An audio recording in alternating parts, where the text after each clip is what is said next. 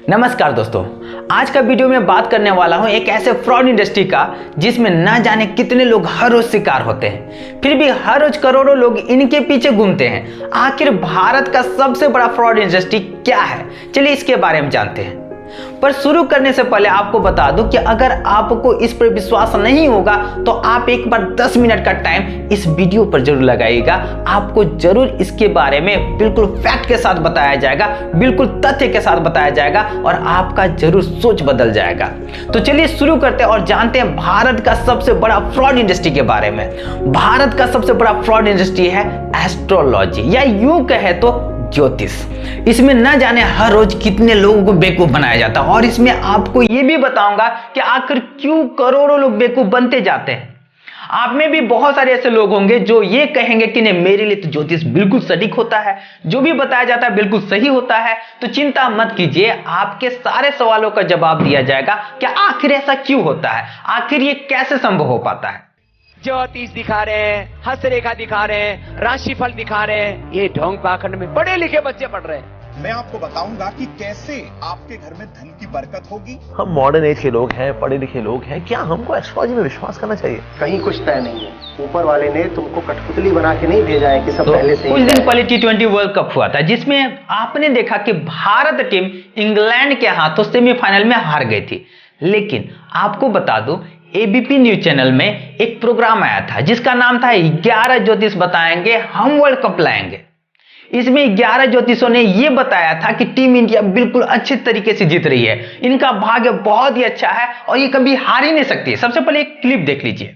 प्रतिशत दावे के साथ कह सकते हैं कि हमारा भारत का विजय प्राप्त होगा। ये भी 100% वाला मामला आपका भी है। चलिए, अगर भारत की कुंडली के हिसाब से भी हम देखें तो कल की विजय भारत की प्रखर स्थित कांटे के टक्कर है, लेकिन विजय के योग बन रहे हैं 100%। संघर्ष बहुत जबरदस्त होगा, बट फाइनली भारत के पक्ष में ये मैच जाएगा। लड़ाई तो इस क्लिप में आपने देखा होगा बाबा का चमत्कारिक भविष्यवाणी, लेकिन ऐसा नहीं कि सिर्फ एक ही ऐसा मामला है, ऐसा बहुत सारे ऐसे मामले होते हैं जो हर रोज भविष्यवाणी किया जाता है और हर रोज फेल होता है।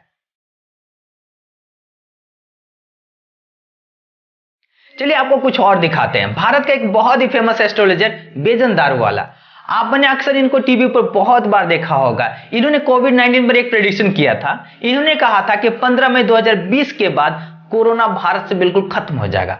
अगर खत्म नहीं हुआ तो भारत में इतना कम हो जाएगा कि इसका असर बिल्कुल भी देखने को नहीं मिलेगा। और ऐसा नहीं कि सिर्फ बेजन दारूवाला का ये प्रेडिक्शन किया हुआ था, ये भविष्यवाणी किया गया था।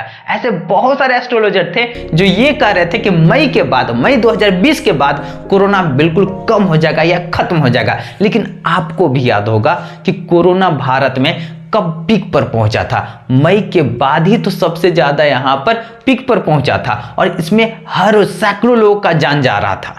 करीब मई 15 के आसपास ये डिजीज है, कोरोना कहो कुछ भी कहो, ये बहुत कम हो जाएगा, नहीं तो खत्म हो जाएगा। पीक का समय नहीं है, पीक का समय निकल चुका है। 30 मार्च को गुरु केतु की युति छोड़ के मकर राशि में प्रवेश कर रहा है। दैट मीन्स 30 मार्च के बाद हम सब धीरे धीरे कोरोना वायरस की प्रभाव से मुक्त होते जाएं। 19 सितंबर को राहु का प्रवेश वृष राशि में होगा, तो आप ये समझें कि ये जो समस्या है कहीं ना कहीं 19 सितंबर तक। और ऐसा नहीं कि सिर्फ भारत में ऐसा होता है, विदेशों में भी बहुत सारी भविष्यवाणी की जाती है। चाहे जोहान्स स्टॉफलर जो जर्मनी के बहुत ही बड़े गणितज्ञ हैं और एक एस्ट्रोलॉजर भी हैं, यानी कि ज्योतिष भी हैं, उनका भविष्यवाणी ये किया गया था जो 1499 में किए थे। उन्होंने ये भविष्यवाणी किया था कि 1524 ईस्वी में पृथ्वी पूरी तरीके से खत्म हो जाएगी और वो भी एक फ्लड के कारण। लेकिन आपको बता दो, आप भी जिंदा हैं, मैं भी जिंदा हूं और ये पृथ्वी भी सुरक्षित है। और एक ऐसे क्रिश्चियन लिबरलिस्ट ने यह प्रेडिक्शन किया था कि 23 सितंबर 2017 को पृथ्वी बिल्कुल खत्म हो जाएगी और वो भी एक ऐसे ग्रह के टकराने से खत्म होगा जिसके बाद पृथ्वी पर कुछ भी नहीं बचेगा। लेकिन यह भी प्रेडिक्शन बिल्कुल गलत हुआ था। एक और ऐसी अमेरिकन प्रीचर आए थे जिनका नाम था हैरोल्ड कैंपिंग। उन्होंने कहा था कि पूरी दुनिया 21 मई 2011 को खत्म हो जाएगी और उन्होंने तो ऐसा भी किया था कि 5000 बैनर बनवा करके शहर में जगह जगह पर टंगवा दिया था। लेकिन 21 मई 2011 आता है, पृथ्वी को कुछ भी नहीं होता है, कुछ भी ऐसा घटना नहीं होता है और ये दिन आम दिनों के जैसा चेंज हो जाता है। तो इन्होंने ये कहा कि नहीं 21 में गलती से बोला गया था, 21 अक्टूबर 2011 को खत्म होने वाली है। 21 अक्टूबर भी आता है और कुछ भी नहीं होता है। इसके बाद हैरोल्ड कैंपिंग कुछ बोलने लायक नहीं रहते हैं और उनके लिए यही सही होता है कि कुछ ना बोले और चुपचाप से शांति से बैठ जाए। आपको एक और खबर बता रहा हूं जिसमें आपने ये जरूर देखा भी होगा और सुना भी होगा। माया कैलेंडर जो 5000 सालों से भी पुराना कैलेंडर है, इसमें 21 दिसंबर 2012 आखिरी डेट दिया गया था। इसके बाद सभी लोगों को लगने लगा कि नहीं ये आखिरी दिन है, इसके बाद तो पृथ्वी बिल्कुल पूरी तरीके से खत्म हो जाएगी। लेकिन ऐसा नहीं होता है, आज भी हम लोग सुरक्षित हैं और ये सारा प्रेडिक्शन गलत होता है।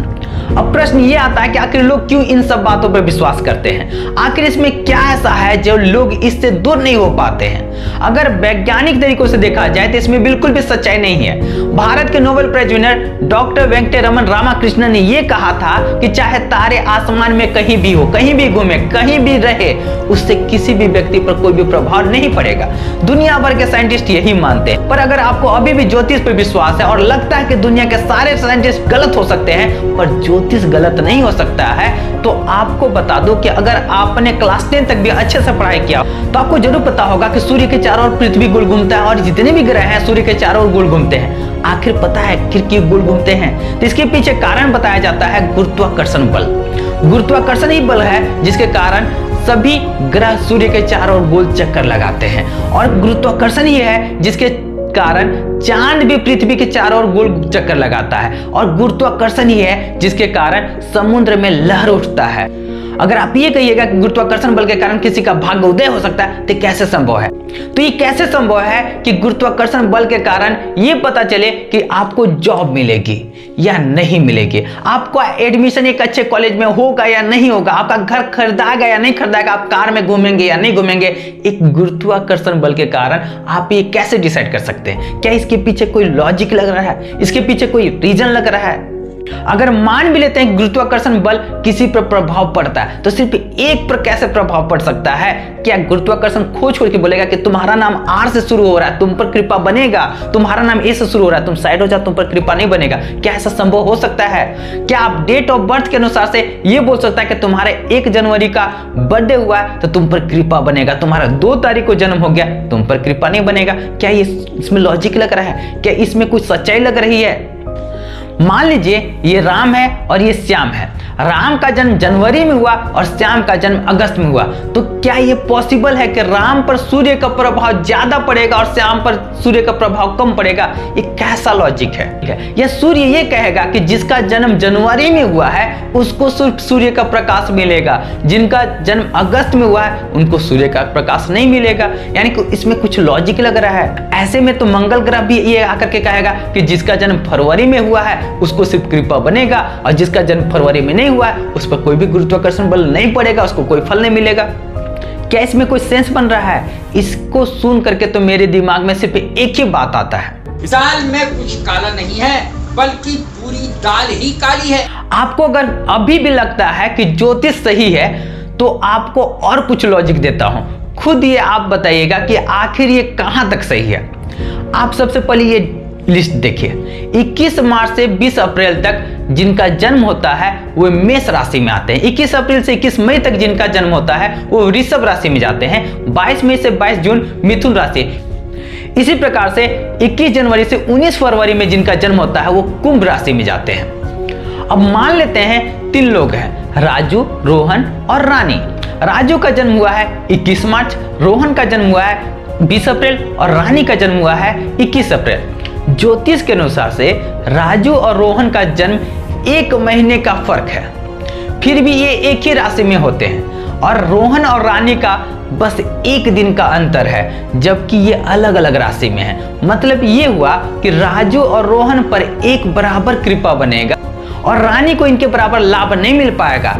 क्या इसमें कोई लॉजिक लग रहा है? जहां पर राजू और रोहन 1 महीने का गैप दिख रहा है और रोहन और रानी मात्र 1 दिन का गैप दिख रहा है, दोनों में इतना अंतर कैसे हो सकता है? एक और एग्जांपल लेते हैं। अगर कोई जुड़वा बच्चे जन्म लेते हैं, उनके जन्म में कुछ मिनट का सिर्फ फर्क रहता है, तो उनका जीवन तो बिल्कुल एक जैसा होना चाहिए, लेकिन क्या उनका जीवन एक जैसा होता है? बिल्कुल ही अलग अलग होता है। तो कैसे ये संभव है? अगर आपको अभी भी लग रहा है तो एक और एग्जांपल लेते हैं। जैसे मान लेते हैं आप कहीं घूमने गए हैं, आपने वहां देखा कि एक बहुत ही बड़ा पुल का हादसा हो गया जिसमें सैकड़ों लोग मारे गए। तो ये तो पॉसिबल नहीं है कि सिर्फ एक राशि वाले लोग का मृत्यु हुआ होगा या एक ही दिन का डेट ऑफ बर्थ वाले लोगों का मृत्यु हुआ होगा, उसमें तो सभी लोग, सभी राशि के लोग मारे गए होंगे। तो इसमें ये कौन सा लॉजिक लग रहा है कि किसी एक राशि पर ज्यादा कृपा बनता है, किसी एक राशि पर कम कृपा बनता है। ज्योतिष के अनुसार से देखा जाए तो एक राशि वाले लोग को ही मरना चाहिए था, लेकिन ऐसा तो नहीं होता है। अब बात करते हैं हस्तरेखा।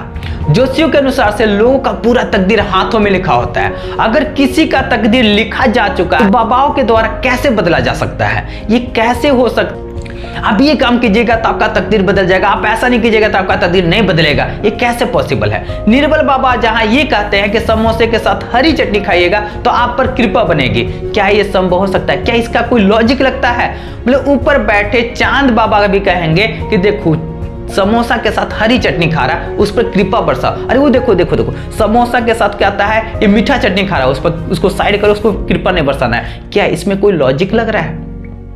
खासकर समोसे कहाँ देखे आपने? वो बाबूजी ने 2 समोसे मंगवा दे बाबा, उसमें से एक मैंने खा लिया था। बाबूजी का हिस्सा भी खा लिया, तला हुआ भी खा लिया। अब ऐसा है कि उनको एक खिला भी देना और तो कृपा आपकी बहुत बढ़ जाएगी।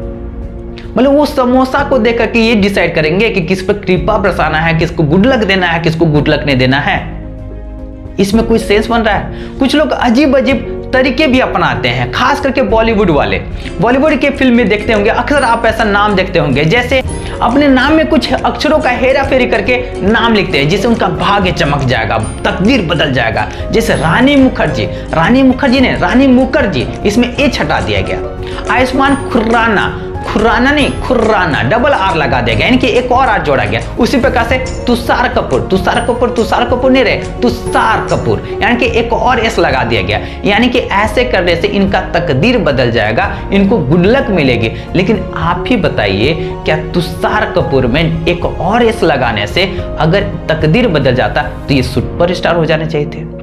लेकिन इनको क्या पता कि सुपरस्टार होने के लिए अच्छा एक्टिंग होना चाहिए, एस ने लगाना चाहिए। अगर एस लगाने से तकदीर बदल जाता तो सभी को कितने सारे एस लगा के घूमते। क्या इसमें कोई लॉजिक दिख रहा है? ऐसे एक और एग्जाम्पल देने वाले हैं। बहुत सारे ऐसे लोग होते हैं जो शादी करने से पहले कुंडली मिलाते हैं, जो ज्योतिष या पंडितों के द्वारा सलाह दिया जाता है। उनके अनुसार से जिनके कुंडली नहीं मिलता है तो उनका वैवाहिक जीवन अच्छा नहीं होता है। ऐसे में भारत में तो तलाक ही नहीं होना चाहिए था, क्योंकि यहाँ पर तो सभी शादियां कुंडली मिलाने के बाद ही होती है। लेकिन आपने अक्सर तलाक का घटना या तो पति पत्नी के बीच में झगड़े का न्यूज जरूर सुना होगा। आप खुद अपने आस पड़ोस में देख सकते हैं कि जिनका शादी कुंडली मिलाने के बाद कराया गया है, बहुत ही पूरे तरीके के साथ कराया गया है, पूरे अच्छे से मंत्र पढ़ने के बाद कराया गया है, उसके बाद भी उनका शादी टूटा है, तलाक हुआ है। बहुत सारे औरतें विधवा हुई हैं, पति पत्नी के बीच में मारपीट की खबरें आई हैं। अब अगर ऐसा होता है तो कुंडली मिलाने या ना मिलाने से कोई फायदा है क्या? दूसरे देशों में ऐसा नहीं होता है क्या? वहां पर क्या अच्छी शादियां नहीं होती है?